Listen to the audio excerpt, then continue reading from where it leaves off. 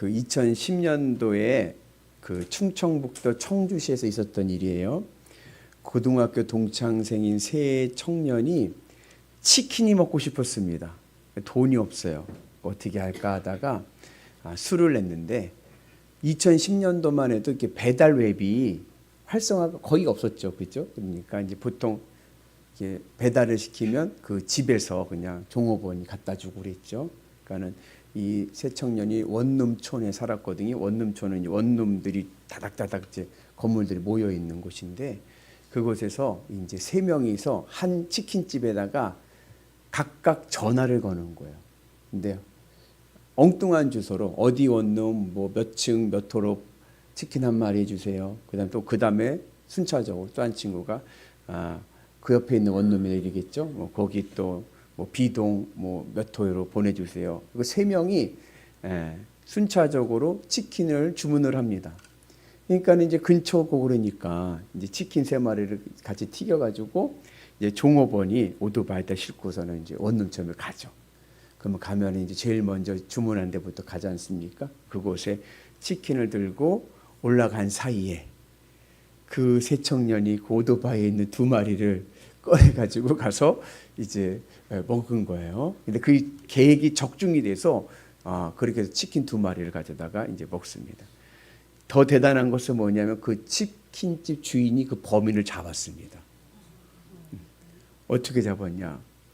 이제 종업원이 와갖고 얘기했겠죠. 사장님 갔더니 주소가 엉뚱한 곳이고요. 갔다 왔더니 밑에 치킨 두 마리가 없어졌어요. 그러니까 사장이 가자. 그래 가가지고 어떻게 잡았냐면 그 원룸촌에서 본인 치킨집에서 튀긴 치킨 냄새를 맡고 잡았습니다. 그 사장님은 사장님인 거예요. 자기 집에 치킨에 그 고유한 그 냄새가 있잖아요. 그거 어디 냄새 나나 보고 여기야 여기야 여기서 지금 먹고 있다. 그리고 잡아서 화제가 된 적이 있습니다. 그래서 그 냄새가 그 범인을 잡는 단서가 됐죠. 시튼이라고 하는 작가가 그림 동화책을 썼는데 동화책 제목 이름이 어미 여우는 어떻게 새끼를 돌볼까요? 라는 제목의 동화입니다. 그 내용을 보면은 어미 여우 빅스라고 하는 여우가 있는데 그 여우에게는 남편은 없고 새 어린 여우 새끼들만 있는 거예요.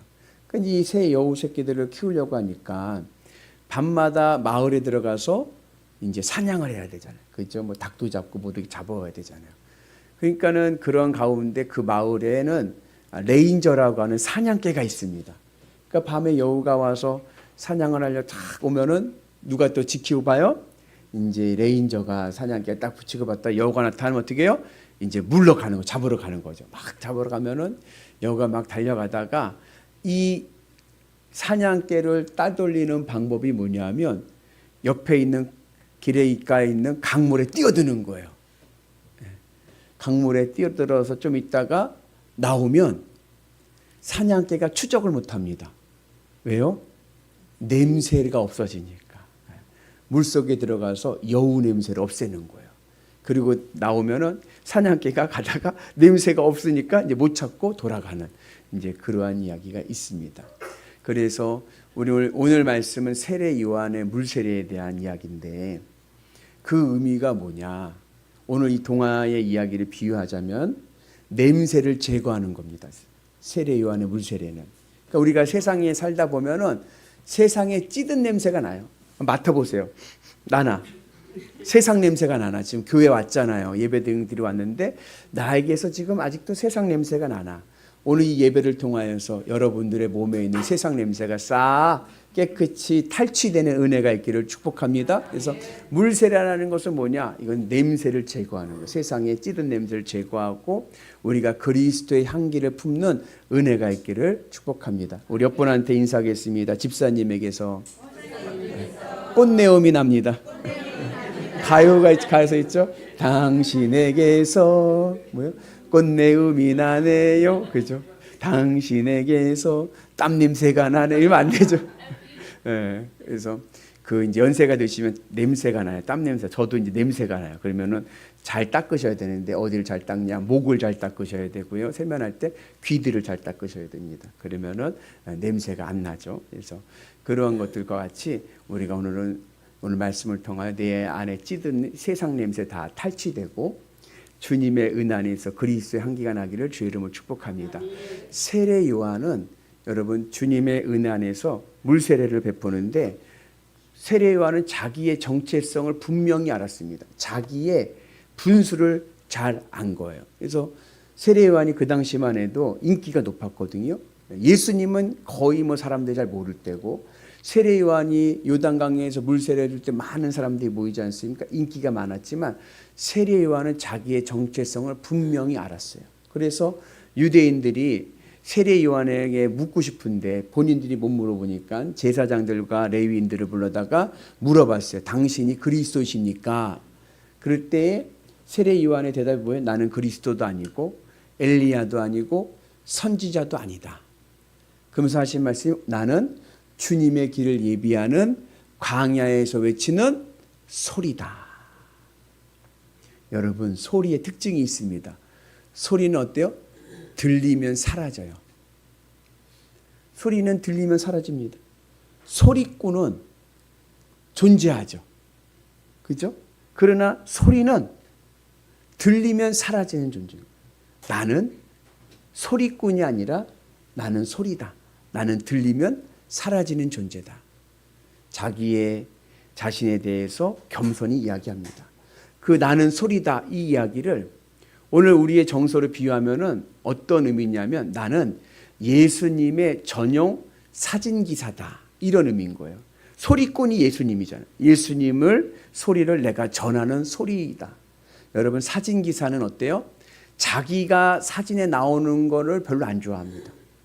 대신에 내가 찍고자 하는 그것이 명확하게 잘 찍혀가지고 사람들이 그 사진을 보면서 감동받는 것에 보람을 느낍니다. 그죠? 그러니까 세례 요한이 나는 소리다라고 얘기한 것은 나는 예수님의 전용 사진 기사로서 예수님만 사람들 앞에 명확하게 보이고 증거가 되면 나는 그것으로 만족한다. 그러한 의미가 있습니다. 그래서 오늘 우리가 그러한 은혜 안에서 우리가 세례 요한의 소리가 되는 은혜가 있기를 축복합니다. 세례 요한은요 자신을 얼마나 겸손한지 자기를 뭐라고 얘기했냐면 나는 다음에 오실 메시아 예수님의 신발끈조차 풀 자격이 없는 자다 이렇게 얘기를 합니다. 제가 예전에도 한번 여러분들이 여쭤봤는데 우리 몸에서 가장 더러운 곳이 어디입니까? 우리 몸에서 가장 더러운 곳 하면은 손 얘기하고 또 어디가 있을까요? 뭐 그렇게 있지만 그 당시에는 인간에게 있어서 가장 더러운 것이 어디냐? 발입니다. 발이 뭐보다도 더럽냐? 똥보다도 더럽습니다. 왜냐하면 유대인들은요 샌들을 신고 다녀요. 슬리퍼 같은 샌들을 묶고 다닌단 말이죠. 그러면은 맨발로 다니는 거예요. 맨발로 다니면 길에요. 뭐예요? 길이 오물투성인 거예요. 여러분 우리나라는요 참 지혜로운 민족입니다. 왜냐? 집안에 요강이 있죠. 그리고 마당에 가면 뭐가 있어요? 뒷간이 있어요. 뒷간이. 근데요 그 이스라엘 그 사람들은 미련해 갖고 뒷간이 없어요. 뒷간이 없어요. 중세 유럽에도 어때요? 뒷간이 없어요. 그럼 집에서 요강 같은 데다가 용변을 보면 그거 어떻게 해요? 길에다가 그냥 퍼번 누가 안 보면 착 이러는. 그래가지고 나온 신발이 뭐예요? 하이힐. 이렇게 왜 이러고 다녀요? 치마에 똥물 묻으면 안 되잖아. 똥물 묻으면 그러니까는 온갖 오모를 그냥 중세 사람들이 유럽이 굉장히 야만인들이었던 거예요. 그냥 똥물이 막 그냥 아무데나 막 베려버리면은 그거에 옷 묻으면 더러우니까는 이러고서는 다니니까는 하일이 생기고 향수가 발전되고 그죠? 예. 왜요? 똥 냄새가 자꾸 나니까 몸에서 옷에 묻어 있으니까. 그러니까 발은 어떨까요? 여러분 발은요 샌들에 여러분 가는데 온갖 길바닥에 오물투성이에요. 똥 오줌 이게 사람 똥 오줌만이 아니라 어때요?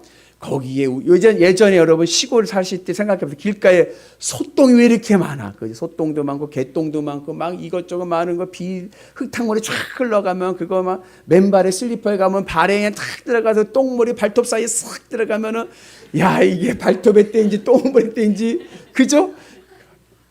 목사님 너무 밥 먹기 전에 그렇게 해서 그 당시에는 발하면은 똥보다 더러운 거를 혐오스러운 걸 생각을 한 거예요. 예전 우리나라도 그렇죠. 맨발로 막 다니다 보면 그렇게 되지 않습니까? 그래서 예전에 저 어렸을 적에 저희 동네에는 뭐가 있었냐면 길을 가다 소똥을 밟으면요 횡재했다고 그랬어요. 왜요? 소똥 밟은 날은 돈을 줍는 날이다. 그렇게 한 거란 말이에요. 더러운 거를 그냥 희석시키는 거죠. 그 유대인 그 당시에는요 그게 더 더러운. 그 신발은 어떨까요? 신발은 말할 것도 없죠. 완전히 막 똥에 오물에 그냥 완전히 쩌든 거 아닙니까? 그러니까 그 신발을 끈을 누가 푸느냐? 돈 있는 좀 재력 있는 사람들은 자기가 안 풀어요. 더러우니까. 그 누가 풀어줘요? 종이 풀어줘요.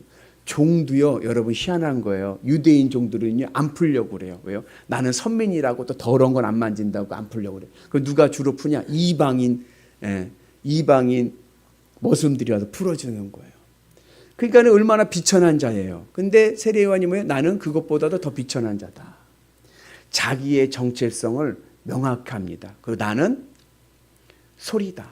여러분 사람들은요 다 누구나 어떤 마음을 갖고 있냐면요 다 내 인생의 주인공이 되고 싶어요. 그죠? 그래서 사람들이 얘기할 때 성공의 기준이 뭐예요? 사람들 뭘 보고 성공했다고 그래요? 입신양명, 높은 지위를 얻고 내 이름이 명성을 얻어서 많은 사람들에게 펼쳐지는 거, 알려지는 것이 성공의 기준인 거예요. 여러분 왜 돈을 많이 벌면 성공했다고 그래요? 돈을 많이 벌면 왜 성공할 것 같다고 생각해요? 돈을 많이 벌면 사람들이 알아주기 때문에 그런 거예요. 인정해 주기 때문에 그런 거예요. 내 이름이 높아지기 때문에 그런 거예요.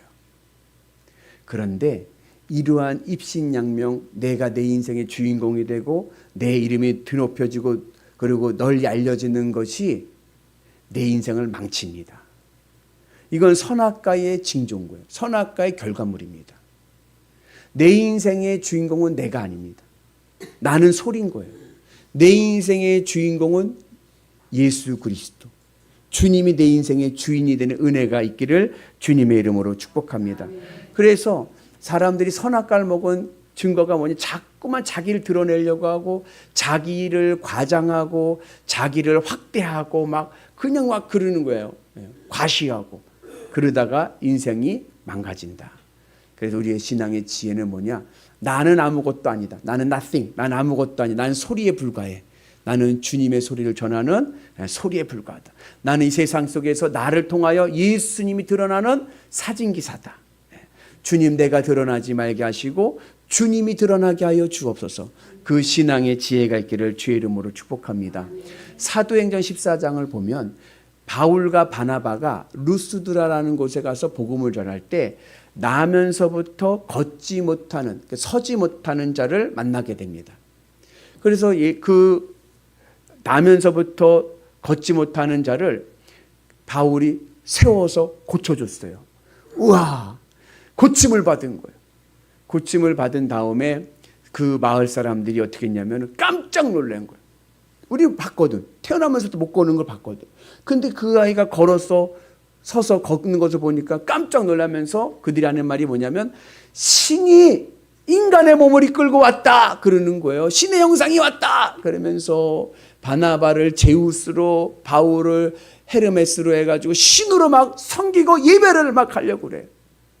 여러분 사람들 주변 사람들이 여러분들을 막 높여주고 당신이 최고야 하면서 막 높여주려고 할 때 어떻게 합니까? 그때 바울과 바나바가 어떻게 했냐면 옷을 찢으며 아니다. 나는 신이 아니다. 우리는 여러분들과 똑같은 성정을 가진 인간이다 하면서 자신들의 겸손함, 자신들의 낮아짐을 이야기를 합니다. 오늘 우리도요. 누군가가 날 높여주고 야 당신 진짜 최고야 막 날 높여줄 때에 어떻게 해요? 옷은 찢을 수 없으니까 옷은 찢으면 안 되니까 우리는 어떻게 턱을 내리고 아닙니다. 저는 여러분들과 똑같은 죄인입니다 하면서 겸손의 은혜가 있기를 주님의 이름으로 축복합니다. 그때에 하나님께서 우리의 삶을 지켜주시고요. 우리의 삶이 행복한 인생의 길이 될 줄로 믿습니다. 그러니까 세례 요한이 나는 아무것도 아니에요. 나는 대단한 사람이 아니에요. 나는 그냥 소리에 불과해요. 나는요 비천한 자예요. 그렇게 얘기할 때 예수님은 그에게 뭐라 그래요? 여자가 낳은 자 중에 가장 큰 자다. 그를 인정해 주시고 그를 세워 주시고 그에게 하늘의 은혜와 복을 주신 줄로 믿습니다. 그래서 우리가 하나님의 복을 받는 비결은 뭐냐? 나의 정체성, 나의 자리를 알아야 돼요. 나는 소리다. 나는 예수님의 사진기사다. 내 삶 속에서 주님이 나타나게 하여 주옵소서. 나를 가려주시고 주님 드러나게 하여 주옵소서. 그때 우리의 삶이 늘 복된 삶이 될 줄로 믿습니다. 예수님 시대 때 물 세례는 두 가지의 의미로 했습니다. 첫째는 뭐냐면 이방인들이 유대교로 개종을 할 때, 이방인들인데 유대교로 개종을 할 때 물 세례를 했습니다. 왜냐하면 그동안 그들의 삶은 어떠한 삶을 살았어요? 이방인의 삶을 살았어. 이방인의 냄새가 나잖아요. 그걸 물속에 들어감을 통하여 이방인 세상의 냄새 지우고 이제는 하나님의 사람으로 살겠습니다라는 그런 결단의 표현으로 물세례를 했습니다. 그리고 또 다른 의미에서 물세례는 언제 했냐면 죄사함의 의미로 했습니다. 이 세례 요한이 그 당시 요단강에서 유대인들에게 물세례는 어떤 의미로 했냐면 회개하라 천국이 가까이 왔다. 회개 죄사함의 물세례를 주는 것처럼 보였거든요. 그러니까는 사람들이 와서 그러면 당신이 이 물세례 죄사함의 세례를 우리는 메시아 그리스도만 할 수 있다라고 우리는 알고 있는데 그러면 당신은 그리스도시오? 당신이 엘리야냐? 이렇게 물어보는 거예요. 그때 세례 요한이 아니다. 나는 물로 세례를 주거니와 진짜 우리에게 죄사함의 세례는 물로 오는 게 아니라 성령과 불로 온다. 그리고 그가 바로 오시고 있다. 예수 그리스도임을 우리에게 증언하고 있습니다. 그래서 오늘 우리가 주님의 은혜 안에서 내 안에서 주의 역사하심을 통하여 내 삶에 죄사함의 은혜가 있기를 주의 이름으로 축복합니다. 그래서 예수님이 이 땅에 오신 이유는 세상 냄새에 쪄들어 있는 나를 만나시고 내 죄를 용서하시고 하나님의 사람으로 세우시기 위해서입니다. 그동안은 예수님을 만나기 전에는 나 잘난 맛에 내가 원하는 대로 살았지만 예수님을 만나고 나서부터는 이제는 주님의 소리가 되어서 주님의 복음을 전하는 주님 기쁘시게 하는 삶을 살아가는 은혜가 있기를 주의 이름으로 축복합니다. 그러기 위해서 우리가 필요한 것이 뭐냐? 오늘 우리는 세상의 냄새를 지워야 됩니다.